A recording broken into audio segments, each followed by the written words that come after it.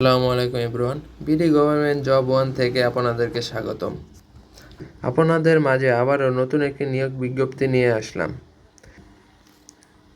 জেলা প্রশাসন কার্যালয় গোপালগঞ্জ থেকে স্থানীয় সরকার শাখা থেকে নতুন নিয়োগ দিয়েছে।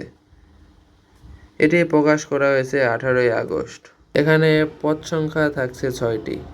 পদের নাম ইউনিয়ন পরিষদ প্রশাসনিক কর্মকর্তা।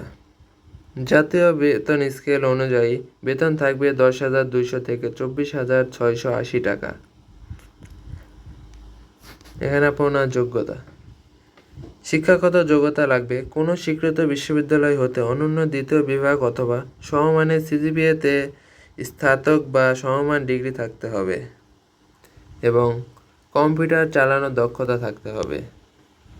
এখানে আপনার বয়স 18 থেকে 32 বছরের মধ্যে হলে আপনি আবেদন করতে পারবেন।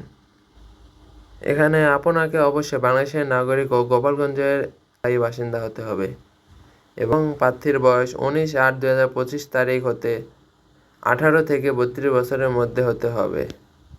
আপনার এসব যোগ্যতা যদি থেকে থাকে তাহলে আপনি এখানে আবেদন করতে পারবেন।